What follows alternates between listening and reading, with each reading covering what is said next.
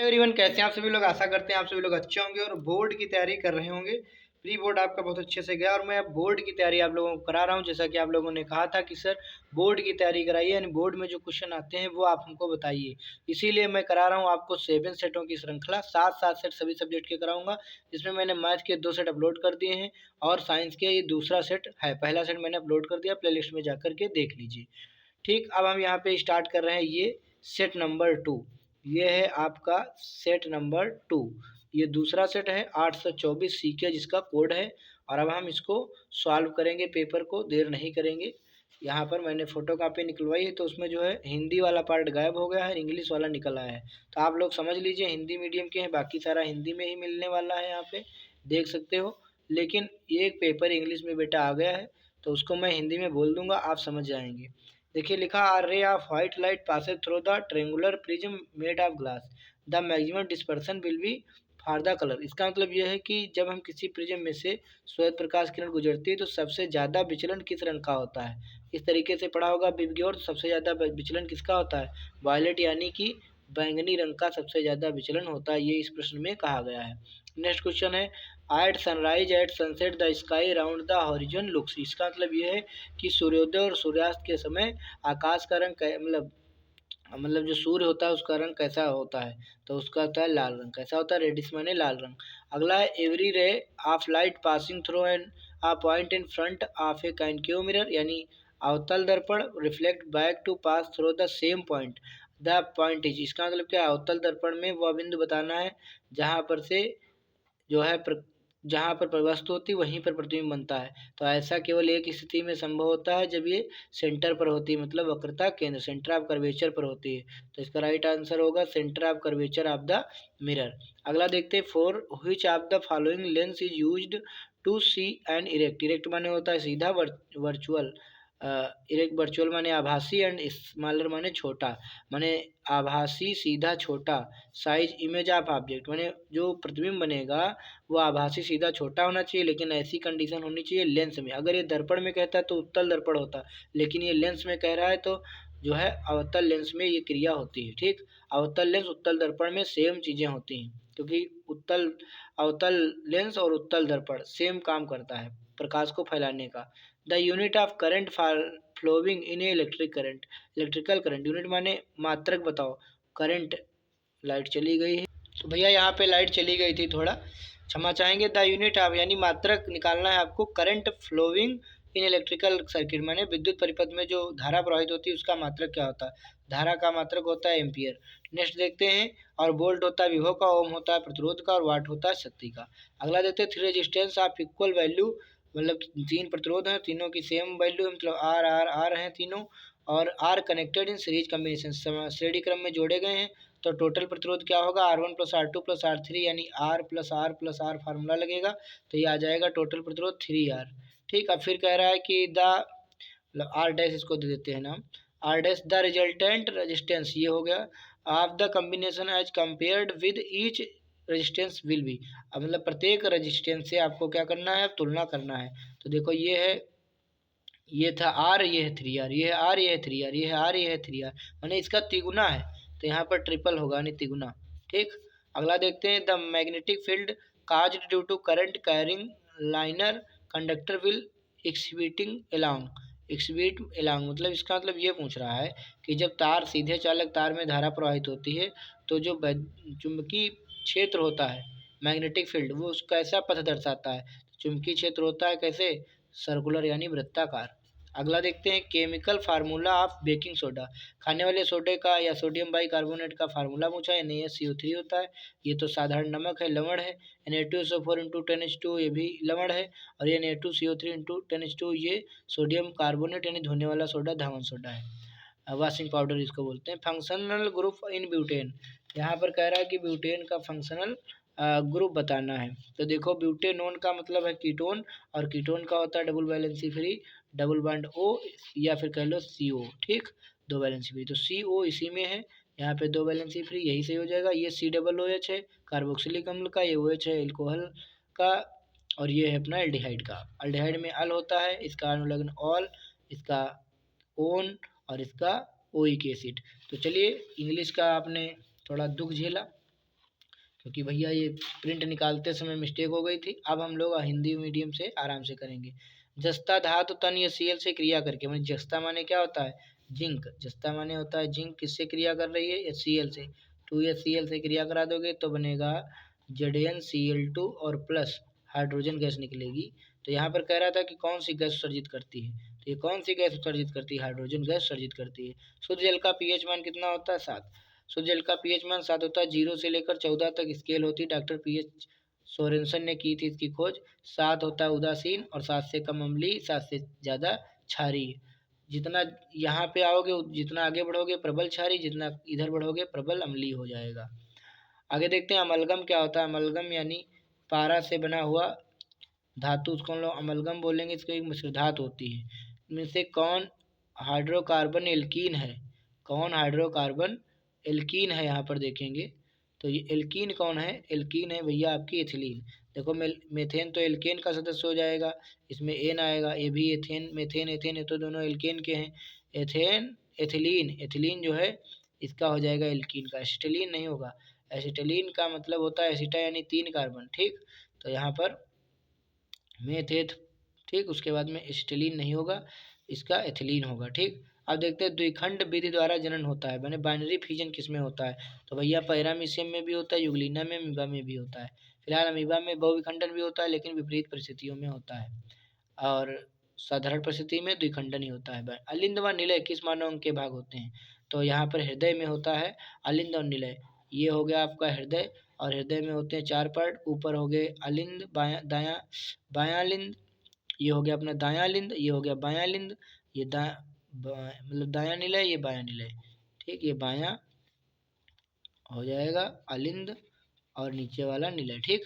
वो आप लोग जानते हैं। कौन यहाँ पर, और कौन पादप हार्मोन नहीं है, कौन पादप हार्मोन नहीं है, ऑक्जिन पादप हार्मोन है, जिब्रेलिन पादप हार्मोन, साइटोकाइनिन और एब्सिसिक अम्ल, ये सभी क्या है, पादप हार्मोन। लेकिन इंसुलिन मानव के से स्रावित होता है, मानव के इंसुलिन जो है स्रावित होता है अग्नाशय से, अग्नाशय की बीटा सेल के द्वारा, यानी बीटा कोशिकाओं के द्वारा। और अल्फा के द्वारा होता है ग्लूकागॉन, जो रुधिर में शर्करा की मात्रा को बढ़ाता है और इंसुलिन घटाता है, मतलब बराबर करता है इसकी। अगर इंसुलिन कम स्रावित होगा तो क्या होगा, शुगर नामक बीमारी हो जाएगी। पुष्प के जनन अंग कौन है, पुष्प के जनन अंग बाह्य दलपुंज, पुंकेसर, दलपुंज स्त्री केसर। तो इसका राइट आंसर पुंकेसर स्त्री केसर होगा। क्यों, क्योंकि जनन अंग पूछा है। वैसे तो ये सभी पुष्प के ही भाग हैं, बाह्य दलपुंज, पुंकेसर, ये सारे। मेंडल ने गणित एवं विज्ञान का अध्ययन किस विश्वविद्यालय से किया था, तो इसका राइट आंसर है वियना विश्वविद्यालय, याद कर लीजिएगा। मेंडल के अनुसार निम्न युग में से कौन प्रभावी लक्षण है, प्रभावी यानी जो प्रथम पीढ़ी यानी F1 पीढ़ी में दिखाई देते हैं, ठीक। तो F1 पीढ़ी में जब लंबे और बौने पौधों के बीच प्रयोग किया गया था, तो लंबा वाला पौधा और गोल बीज वाला यहाँ पर पहली पीढ़ी में जो है प्रभावी हुआ था, और बौना वाला या हरा, इसमें हरा और झुर्रीदार वाला क्या हुआ था, अप्रभावी था। आहार श्रृंखला में प्रथम पोषी स्तर ट्रैफिक लेवल बनाते हैं, इस तरीके से बताया था। यहाँ पे उत्पादक होते हैं, यहाँ पे प्राथमिक उपभोक्ता, द्वितीयक उपभोक्ता। तो ट्रैफिक लेवल जो है मैंने पोषी स्तर, प्रथम पोषी स्तर उपभोक्ता को कहते हैं, मतलब उत्पादक को कहते हैं, यहाँ पर प्रोड्यूसर्स को कहते हैं। बस इसका ये 20 क्वेश्चन हो गया है। अब हम लोग आ गए सीधे कहाँ पे, आ गए भाई इम्पॉर्टेंट प्रश्नों की तरफ, यानी खंड बा और इसके सभी प्रश्न करने हैं। और सभी प्रश्न भैया हैं 2-2 नंबर के, तो 2, 2 4, 2 6, 2 8, 2 10, 2 12, 2 14, सब 2-2 नंबर के भी प्रश्न हैं 4 नंबर तक। तो आइए एक एक करके बारी बारी से इसको देख लेते हैं। पहला, आसमान में तारे क्यों टिमटिमाते हैं, 2 नंबर का प्रश्न है, आसमान में तारे क्यों टिमटिमाते हैं। तो अगर एक लाइन में बताना चाहूँ तो ये होगा, आसमान में तारे इसलिए टिमटिमाते हैं वायुमंडलीय अपवर्तन के कारण, वायुमंडलीय अपवर्तन के कारण आसमान में तारे टिमटिमाते हैं। क्यों, क्योंकि जब प्रकाश चलता है तो वायुमंडल की विभिन्न परतों से होकर गुजरता है। चलिए यहाँ पर मैं आपको इसका दिखा देता हूँ। अब इसका आंसर कैसे दिखाऊंगा, लाइट जल रही है, देख लीजिए आप लोग, यहाँ पे दिख रहा होगा। पृथ्वी के वायुमंडल में प्रवेश करने पर तारों का प्रकाश पृथ्वी तक पहुंचने से पहले लगातार अपवर्तन से गुजरता है। वायुमंडल की विभिन्न परतों का घनत्व और अपवर्तनांक तापमान और हवा के कारण लगातार बदलता रहता है। इस निरंतर अपवर्तन के कारण प्रकाश की दिशा और चमक बार बार बदलती रहती है, जिससे तारे टिमटिमाते हुए प्रतीत होते हैं, ठीक, आप लोग समझ गए होंगे तारे क्यों टिमटिमाते हैं। जब ये पृथ्वी हो गई और वायुमंडल की विभिन्न परतों से जब प्रकाश आता है तो सघन और विरल माध्यम होने के कारण वो उसका बार बार अपवर्तन हो जाता है और प्रेक्षक की आंख तक सही प्रकाश नहीं पहुंच पाता है, तो टिमटिमाते हुए प्रतीत होते हैं, सच में टिमटिमाते नहीं। अपवर्तन के दो नियम लिखिए। अपवर्तन के दो नियम थे, जब देखो आपतित किरण, अपवर्तित किरण और अभिलंब तीनों एक ही बिंदु पर होते हैं, पहला नियम। दूसरा नियम, आपतन को किसी किरण के लिए आपतन कोण कीजिए साइन आई और अपवर्तन कोण कीजिए साइन आर का अनुपात एक नियतांक के बराबर होता है, जिसे हम लोग स्नेल का नियम कहते हैं। ये अपवर्तन के दोनों नियम आप लोगों को पता भी होंगे। फिलहाल मैं आपको यहाँ पे दिखाने का प्रयास करूँगा क्योंकि लाइट चली गई है तो वीडियो बनाने में समस्या हो रही है। अपवर्तन के दो नियम में दिख रहे होंगे, आपतित किरण और अपवर्तित किरण। यहाँ पे मैं दिखाने का प्रयास कर रहा हूँ, हाँ ठीक बन गया। आपतित किरण, अपवर्तित किरण और एक मिनट, आपतित किरण, अपवर्तित किरण और दोनों माध्यमों को पृथक करने वाले पृष्ठ के आपतन बिंदु पर विलंब तीनों एक ही तल में होते हैं। दूसरा, प्रकाश के किसी निश्चित रंग तथा निश्चित माध्यम के युग्मों के लिए आपतन कोण कीजिए साइन आई तथा अपवर्तन कोण कीजिए साइन आर का अनुपात एक नियतांक के बराबर होता है, इसे स्नेल का नियम कहते हैं। साइन आई बटे साइन आर बराबर एन। तो ये हो गया आपका। अब देख लेते हैं अगला प्रश्न, आंख की समंजन क्षमता से क्या तात्पर्य। समंजन क्षमता का मतलब ये होता है कि मानव नेत्र में जो लेंस पड़ा होता है वो प्रकाश को कैसे भी समायोजित करके रेटिना पर फोकसित करता है, यानी प्रतिबिंब अच्छा सा बनाता है, तो उसको हम लोग क्या बोलते हैं, आँख की समंजन क्षमता, मानव नेत्र की समंजन क्षमता। अब यहाँ पर देखेंगे इसका आंसर, भाई इसके लिए करना पड़ेगा कोई उपाय।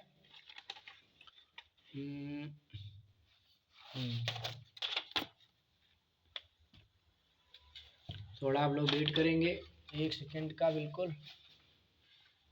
यहाँ आंसर दिखाने के लिए लाइट चली गई, जो इसलिए होती है समस्या काफ़ी।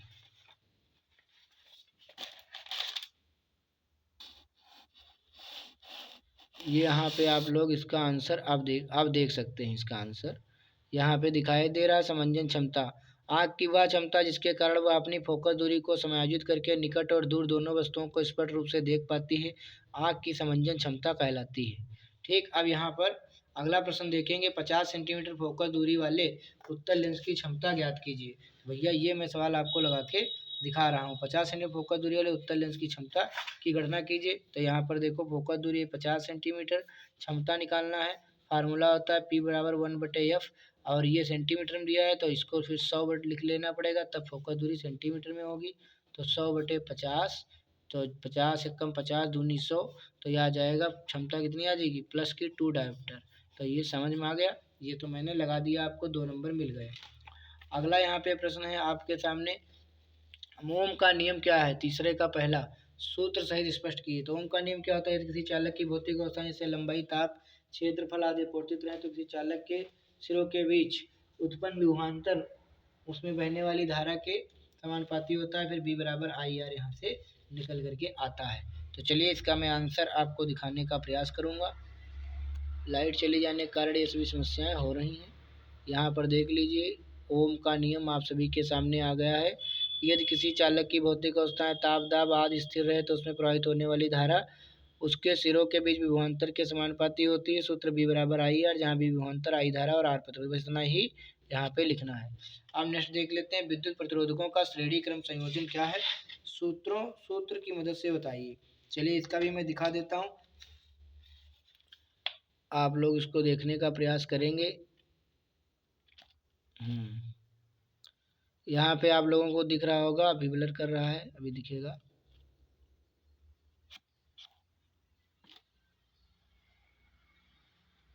देख लीजिए, श्रेणी क्रम संयोजन यहाँ पे दिखाया गया है। जब दो या दो से अधिक प्रतिरोधों को एक के बाद एक इस प्रकार जोड़ा जाता है कि उसमें एक ही धारा प्रवाहित होती है, तो इस संयोजन को श्रेणी क्रम संयोजन कहते हैं।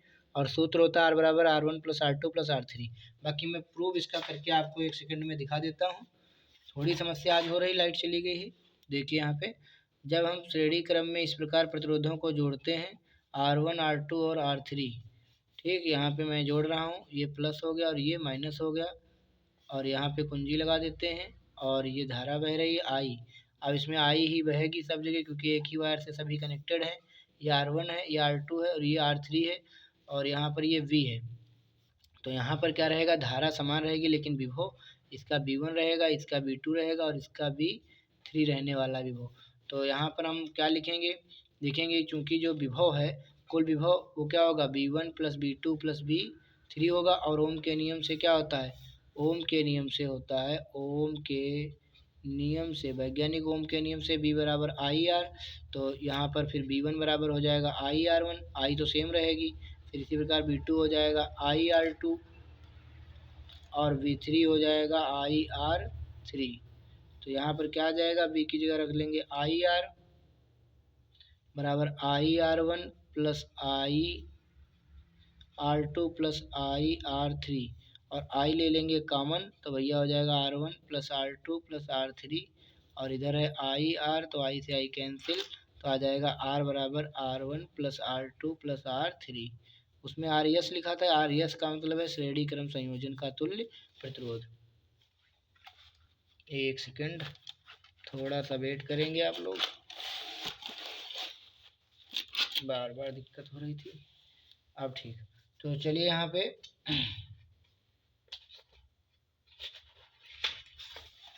ये भी क्वेश्चन हो गया आपका। एक अगर वीडियो पसंद आ रहा है तो लाइक ज़रूर कर दीजिएगा। यहाँ पर देखते हैं विद्युत प्रतिरोधों का, ये हो गया। चौथा, फ्लेमिंग के बाएं हाथ का नियम क्या है समझाइए 2 नंबर का। दाएं हाथ के अंगूठे का नियम क्या है समझाइए 2 नंबर का। फिर न्यूमेरिकल लगाएंगे कॉपी पे। अब दोनों को मैं दिखा देता हूँ, फ्लेमिंग के बाएं हाथ का नियम और दाएं हाथ के अंगूठे का नियम। तो चलिए फटाफट से देख लीजिए आप लोग।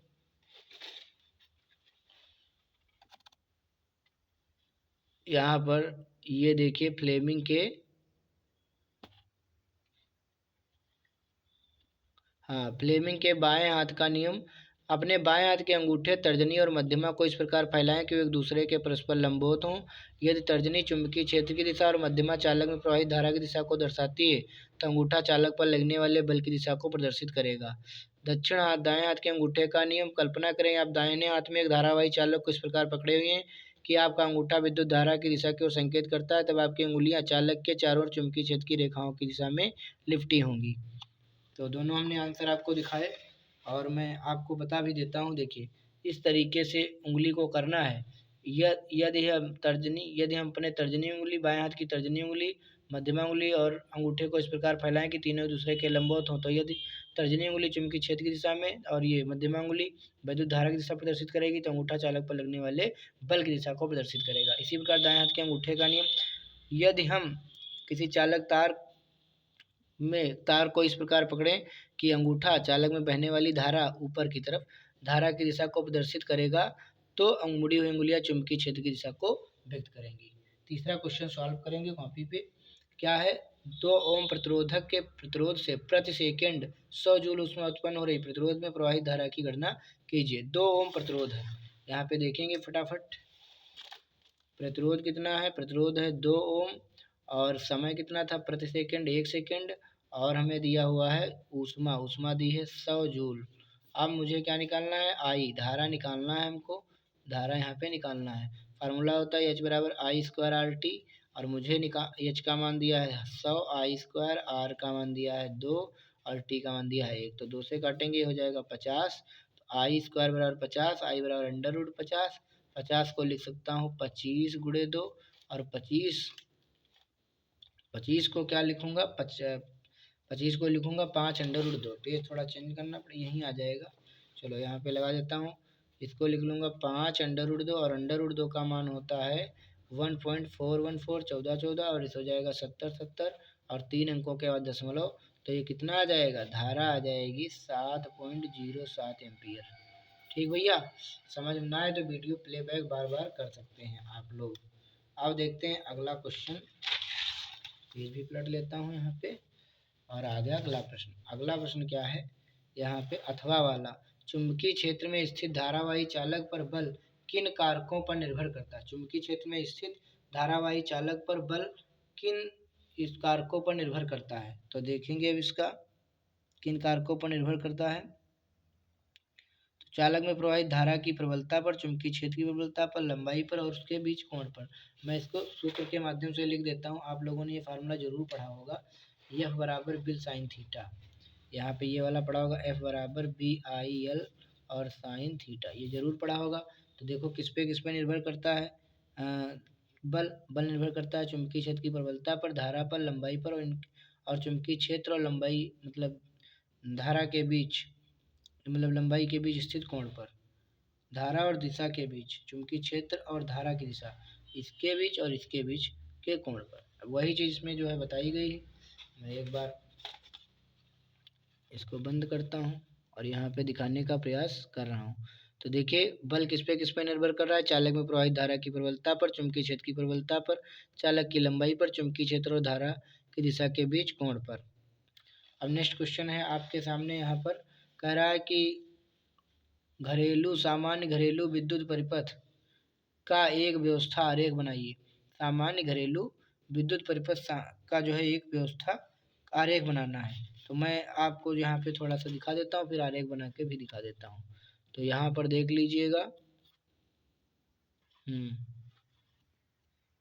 कह रहा है सामान्य घरेलू विद्युत परिपथ का आरेख बनाना है। तो मुख्य रूप से 3 तार होते हैं, जीवित तार, उदासीन तार और भूसंपर्क तार। इन तारों को मुख्य आपूर्ति से जोड़कर फ्यूज, मीटर, मुख्य स्विच और फिर विभिन्न उपकरणों के लिए समांतर परिपथों के माध्यम से व्यवस्थित किया जाता है, जिसमें प्रत्येक उपकरण का अपना अलग स्विच होता है। चलिए चित्र में सबसे लास्ट में यहाँ पे दिखाऊंगा इसको। अगला देखते हैं क्वेश्चन नंबर, ये 2-2 नंबर के समाप्त हुए, अब 4 नंबर का आ गया। कह रहा निम्नलिखित अभिक्रियाओं के लिए संतुलित रासायनिक समीकरण लिखना है। ठीक, संतुलित रासायनिक समीकरण लिखना है। पहला है calcium hydroxide, carbon dioxide, calcium carbonate plus जल। तो देखो भैया कैल्शियम हाइड्रोक्साइड लिख रहा हूँ यहाँ पे, एक सेकेंड। कैल्शियम, पहला कैल्शियम हाइड्रोक्साइड यानी CaOH का whole twice plus carbon dioxide arrow calcium carbonate CaCO3 और प्लस जल H2O। तो ये तो संतुलित ही है क्योंकि Ca का एक है और CO2 एक और ले लिया, CO3 और H2O बचा। तो ये तो क्या है, आपकी संतुलित रासायनिक समीकरण ही है। अब देखते हैं यहाँ पर दूसरा क्या है, zinc plus silver nitrate, arrow zinc nitrate plus silver. ये भी पड़ी हुई है आपकी, zinc plus silver nitrate AgNO3 और 2AgNO3 एरो, ये हो जाएगा ZnNO3 का होल ट्वाइस और प्लस हो जाएगा 2Ag सिल्वर। तो ये भी हो गई आपकी संतुलित रासायनिक समीकरण हो गई। अब हम लोग देखेंगे अगली, यहाँ पर अगली क्या है हमारे पास, जिंक हो गया ये वाला। तीसरा nitrogen plus hydrogen arrow ammonia. तो इसका देखोगे नाइट्रोजन प्लस हाइड्रोजन और एरो अमोनिया NH3। तो ये होगा N2 plus 3H2 arrow 2NH3, संतुलित हो गई। और अब पुनः लाइट जो है आ चुकी है, आप लोग समझ चुके होंगे, यहाँ पे लाइट आ चुकी है। अब ये चौथा क्वेश्चन यहाँ पे देखेंगे फिर मैं, barium chloride plus sodium sulphate arrow barium sulphate sodium chloride. अगर आपने पढ़ा होगा तो द्विविस्थापन क्रिया में रिएक्शन लिखिए, बेरियम क्लोराइड सोडियम सल्फेट। यहाँ पे लिख देता हूँ barium chloride BaCl2 plus sodium sulphate Na2SO4 arrow, देखो 2 Na 2 Cl तो 2 NaCl और प्लस BaSO4। और BaSO4 एक अवक्षेप होता है जो तली में बैठ जाता है। फिलहाल ये पूछा नहीं गया था, इतना ही पूछा गया था, जो कि यहाँ पे 4 नंबर आपके हो चुके हैं और क्वेश्चन नंबर 5 इसी के साथ समाप्त हो चुका है। और अब हम लोग हैं आ गए क्वेश्चन नंबर 6 पर। तो थोड़ा सा रोकेंगे हल्का। अब देखेंगे क्वेश्चन नंबर 6 का पहला, रासायनिक समीकरण द्वारा कारण सही समझाइए। कॉपर की छड़ को सिल्वर नाइट्रेट के विलयन में डालने पर विलयन का रंग नीला हो जाता है, क्यों?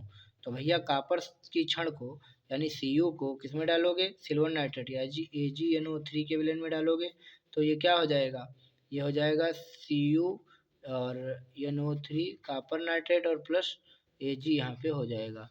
तो ये मतलब कह रहा है इसका रंग कैसे चेंज हो जाता है। ठीक, तो इसका रंग भाई कैसे चेंज हो जाता है, पहली बात तो यहाँ पे रिएक्शन सही करेंगे तो ये हो जाएगा 2AgNO3 और यहाँ पर बनेगा CuNO3 का होल ट्वाइस और यहाँ बनेगा 2Ag। ठीक, तो इस प्रकार से मतलब पहले इसका रंग कैसा था और अब रंग कैसा हो चुका है, तो इस पर हम लोग बात करेंगे। तो इसके बारे में हम लोग आंसर लिखेंगे। 6 का पहला कह रहा है कॉपर जो है, यहाँ पे आप लोगों को 1 मिनट इसका लाइट भी बढ़ाना पड़ेगा, आप दिख रहा होगा।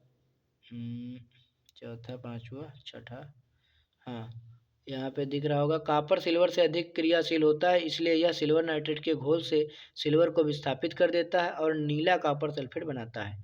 समझ गए कैसा बनाता है?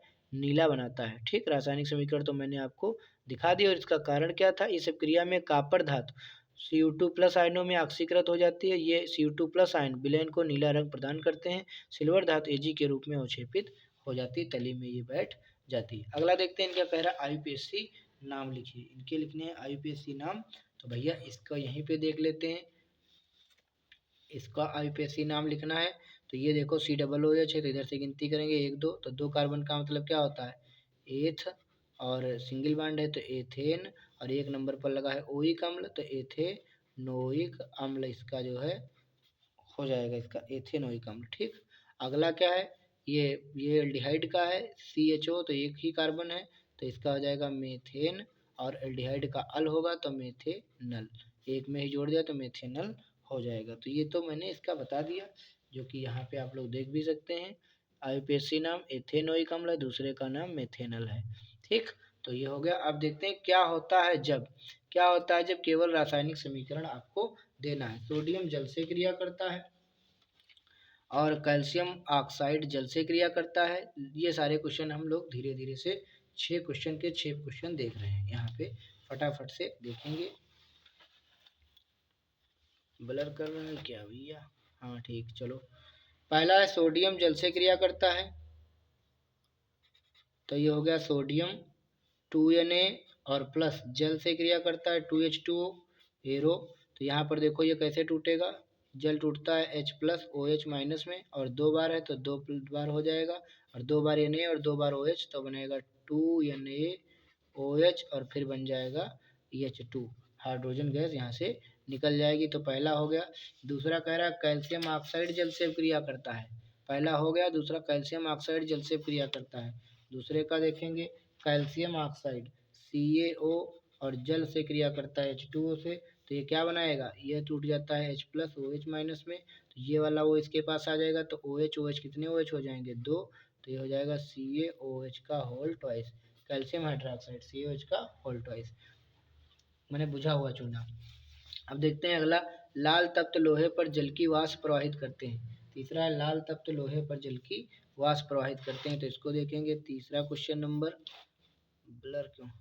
तीसरा है भैया लाल तप्त यानी 3F है, ये लोहा हो गया, और इस पर जल प्रवाहित करोगे तो भैया जल क्या होगा? उड़ेगा, और ये बनाएगा Fe3O4 फेरिक ऑक्साइड या आयरन थर्ड ऑक्साइड और 4H2 प्लस बनेगा 4H2, इसको आप लोग याद कर लीजिएगा। और अगला है एथेनॉल को सांद्र H2SO4 के अधिक के साथ 443 केल्विन पर गर्म करते हैं। तो यहाँ पर देखते हैं एथेनॉल क्या होता है? CH3CH2OH, और इसको गर्म करते हैं सोडियम के साथ, और कितना टेम्परेचर रखना है? 443 के, और यहाँ पर रहेगा कंसनट्रेटेड H2SO4 मैंने शांत सल्फ्यूरिक अम्ल। तो ये भैया क्या बना देगा? ये बना देगा यहाँ पर सोडियम मेथॉक्साइड, यहाँ पर बनेगा 2CH3CH2 और O और Na। ठीक, Na के 2 थे, इसी में जुड़ गए, बचा H2, और H2 हो जाएगा बाहर, H2 हो गया बाहर। अब पेज चेंज करते हैं और बताते हैं पांचवा और छठा क्वेश्चन। पांचवा क्वेश्चन देखेंगे, यहाँ पे क्या है? एथिल एल्कोहल सोडियम के साथ क्रिया करता है। एथिल एल्कोहल सोडियम के साथ क्रिया करता है, ये तो हो गया। एथिल एल्कोहल वाला हो गया, 1 मिनट देख लेते हैं।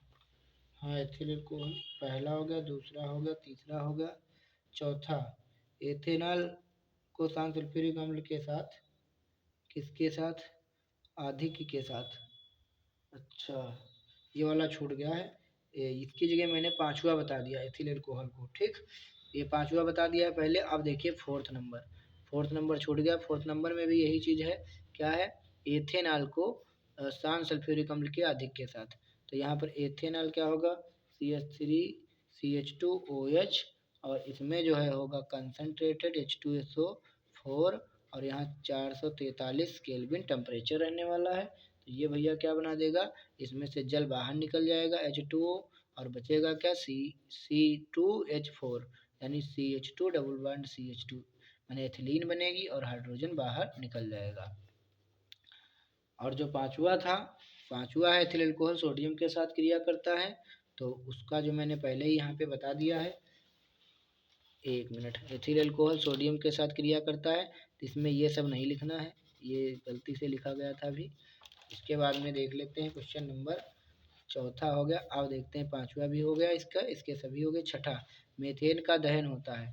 छठा क्वेश्चन देखेंगे, मीथेन का दहन होता है, CH4 प्लस 2O2 एरो बनेगा CO2 और प्लस 2H2O, कार्बन डाइऑक्साइड और जल बनेगा। ठीक, तो मीथेन का दहन भी हमने करा दिया। और अब हम लोग अगला प्रश्न देखते हैं। अथवा अगर ये नहीं करना चाहते 6 नंबर में, 6 तो अथवा में आपको 2-2 नंबर के तीनों करने हैं, साबुनीकरण, हाइड्रोजनीकरण और विकृत गंधिता। साबुनीकरण में क्या होता है, साबुन का निर्माण होता है।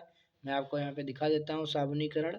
उच्च जड़भार वाले कार्बोक्सिलिक अम्लों के सोडियम या पोटेशियम लवण साबुन कहलाते हैं। तेलों या वसाओं को सोडियम हाइड्रोक्साइड या पोटेशियम हाइड्रोक्साइड के साथ गर्म करने पर साबुन तथा ग्लिसरॉल प्राप्त होते हैं। इस क्रिया को साबुनीकरण कहते हैं। और साबुनीकरण की मैं रिएक्शन आपको लिख देता हूँ, ये भी लिख दीजिएगा, तो आपको मिलेंगे पूरे नंबर। तो देखिए CH2, CH और CH2, थोड़ा इसका ब्लर करने लगता है, ब्लर। चलिए इसको देख लेते हैं यहाँ पे, और यहाँ लिखेंगे C, मतलब एक मिनट, डबल O और C17H35, ये सब में लिखेंगे डबल O C और फिर C17H35, डबल O C17H35, और इसकी क्रिया कराएंगे 3NaOH से।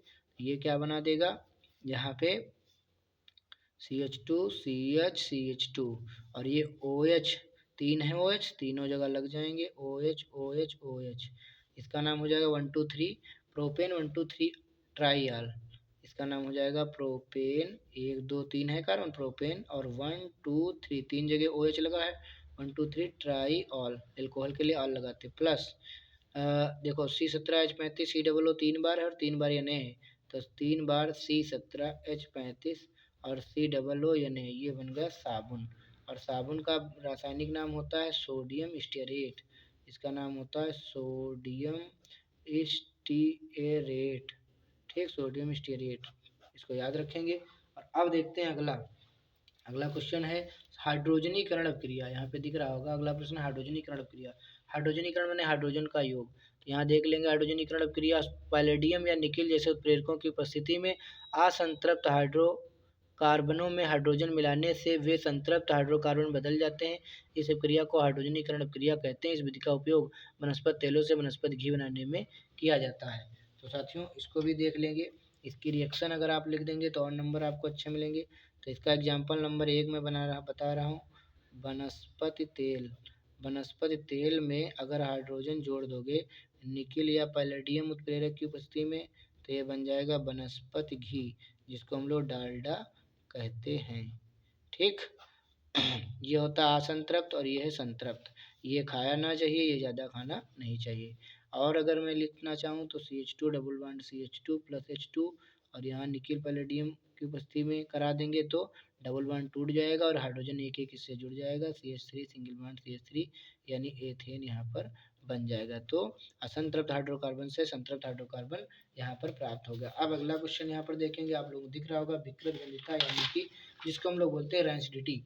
ठीक, विकृत गंधिता क्या होता है, जब लंबे समय तक वसा या तैलीय खाद्य सामग्री को कहाँ रख देते हैं, खुला वातावरण में लंबे समय तक। जब वसायुक्त अथवा तैलीय खाद्य सामग्री को, एक मिनट ब्लर कर गया अभी, जब वसायुक्त अथवा तैलीय खाद्य सामग्री को लंबे समय तक वातावरण में खुला रख दिया जाता है तो वह उपचयित होकर खराब हो जाती है। इसके कारण उसके स्वाद और गंध बदल जाते हैं। इस घटना को विकृत गंधिता कहते हैं। इसको रोकने के लिए क्या किया जाता है, पैकेट में भरी जाती है नाइट्रोजन जैसी अक्रिय गैस। चिप्स, आलू, नमकीन के पैकेट में आपने देखा होगा। ये भी सेट हो गया। यहाँ पर पेज देखते हैं, नेक्स्ट पेज और नेक्स्ट क्वेश्चन नंबर 8। आहार श्रृंखला में आहार जाल में ऊर्जा के प्रवाह की उचित दिशा उदाहरण सहित मतलब व्याख्या आपको करनी है। तो देखो आहार श्रृंखला में यहाँ पर देखेंगे आराम से आप लोग, क्या लिखा है, आहार श्रृंखला में ऊर्जा का प्रवाह एक दिष्ट होता है, जबकि आहार जाल में यह बहुदिशात्मक होता है। आहार श्रृंखला में ऊर्जा एक ही दिशा में जाती है, लेकिन आहार जाल में बहुदिशा में जाती है। आहार श्रृंखला एक रैखिक क्रम है जहाँ ऊर्जा एक दूसरे से जीव में स्थानांतरित होती है। उदाहरण घास उत्पादक जिस घास होती है उसको हिरण खाता है, हिरण को शेर, शेर को मतलब बाघ, इस तरीके से ये चीज़ें चलती एनर्जी एक दिशा में। लेकिन आहार जाल में घास को गिलहरी भी, मतलब घास को कौन, पौधे को खरगोश खाता है, खरगोश को गिलहरी, गिलहरी को कीड़े खाते हैं, जबकि खरगोश को सांप और बाज भी खाता है। तो इस प्रकार ऊर्जा का प्रवाह विभिन्न पथों से होता है। दोनों मामलों में ऊर्जा का प्रवाह 10% नियम, ये लिंडमैन ने जो दिया था उसका पालन करना पड़ता है, यानी अगले स्तर में 10% ऊर्जा ही जा पाती है। इसके लिए मैं आपको एक डायग्राम दिखा देता हूँ, एक सेकंड आप लोग रुकिएगा। तब तक आप लोग वीडियो को जो है लाइक कर दीजिए, प्यार सपोर्ट बनाए रखें। मैं इसका जो है अभी फट से आपको दिखा रहा हूँ डायग्राम। यहाँ पर थोड़ा टाइम लगेगा। यहाँ पर देख लीजिए, जैसे ये है पोषी स्तर, सबसे पहले उत्पादक है, फिर प्राथमिक उपभोक्ता, फिर द्वितीयक उपभोक्ता, तृतीयक उपभोक्ता। तो ऊर्जा इसमें जितनी जाएगी, इसमें जाएगी आपकी, जैसे इसमें उत्पादक में जाएगी 1000 जूल, तो प्राथमिक उपभोक्ता में 100 जूल, अगले वाले में 10 जूल, अगले वाले में 1 जूल। तो ऊर्जा ऊपर की तरफ जाएगी 10% के नियम से। और यहाँ पे आहार जाल का आप चित्र देख सकते हो। देखो ये उत्पादक है, यहाँ पे उत्पादक को बकरी भी खा रही है, चूहा भी खा रहा है, खरगोश भी, और उनको सब एक दूसरे को यहाँ पे खा रहे हैं, बिल्कुल एक जाल जैसा बन गया है। और जो आहार श्रृंखला थी, मैं उसका अभी भी डायग्राम बना रहा हूँ। आहार श्रृंखला यहाँ पे दिखा रहा हूँ। आहार श्रृंखला में देखो तो घास, घास को हिरण खाया, हिरण को शेर खा लिया। ये मैंने पूरा वीडियो कवर मतलब पढ़ा चुका हूँ, वहाँ पे चैनल पे अपलोड है, प्लेलिस्ट में देख सकते हैं। फिलहाल चलिए नेक्स्ट क्वेश्चन देखते हैं। यहाँ पे नेक्स्ट क्वेश्चन क्या है आपके सामने, क्वेश्चन नंबर 9, निम्न में से किन्हीं दो पर संक्षिप्त टिप्पणी लिखना है। Right short notes any two, दो पर। देखो क्या लिखा, आहार श्रृंखला में सूर्य के प्रकाश का महत्व क्या है। तो आहार श्रृंखला में सूर्य के महत्व का ही तो सबसे ज़्यादा मतलब क्या है, प्रभाव है, क्योंकि सूर्य का प्रकाश नहीं होगा तो हरे पौधे नहीं होंगे। तो पूरे जितने भी ऊपर के डिपेंड हैं वो सब हरे पौधों पर ही हैं। हरे पौधे प्रकाश संश्लेषण की प्रक्रिया के माध्यम से सूर्य के प्रकाश की ऊर्जा को रासायनिक ऊर्जा यानी भोजन में परिवर्तित करते हैं। यह ऊर्जा फिर आहार श्रृंखला के माध्यम से उपभोक्ताओं के विभिन्न स्तरों तक पहुंचती है। सूर्य के प्रकाश के बिना उत्पादक भोजन का उत्पादन नहीं कर पाएंगे और पूरी आहार श्रृंखला ढह जाएगी, बेकार हो जाएगी। अगला क्वेश्चन है कचरा प्रबंधन, वेस्ट मैनेजमेंट। तो कचरा प्रबंधन देखते हैं। कचरा प्रबंधन अपशिष्ट पदार्थों के संग्रह, परिवहन और प्रसंस्करण, पुनर्चक्रण या निपटान की व्यवस्था है। इसका मुख्य उद्देश्य मानव स्वास्थ्य, पर्यावरण और सौंदर्य शास्त्र पर कचरे के हानिकारक प्रभावों को कम करना है। जो हमारे आसपास कचरा हो जाता है, कचरा दो प्रकार का हो जाता है, एक जिसको नष्ट किया जा सकता है निम्नीकृत, एक जिसको नष्ट नहीं किया जा सकता है। इसमें अक्सर 3R सिद्धांत का पालन किया जाता है, मतलब रिड्यूस, रिस्यूज और रिसाइकिल।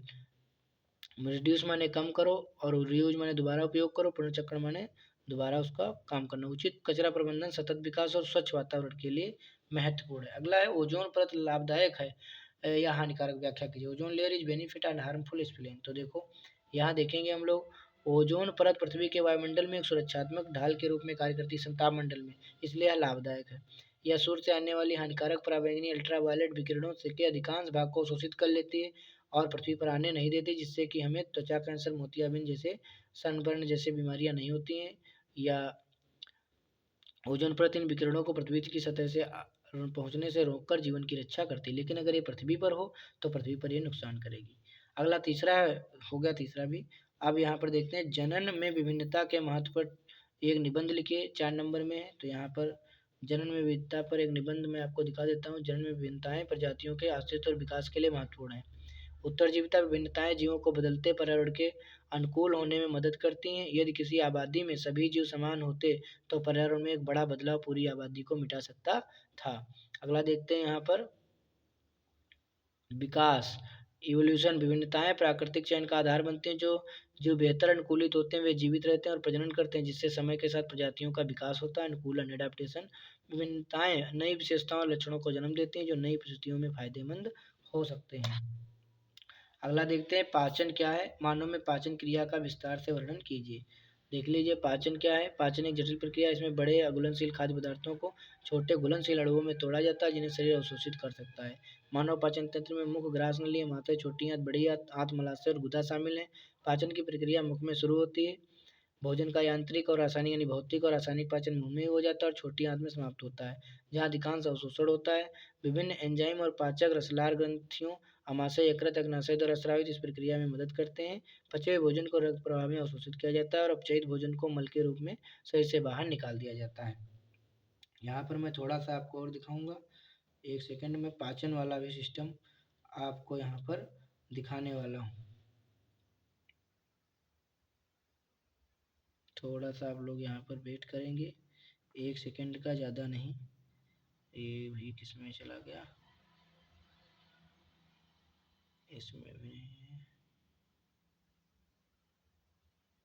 चलो।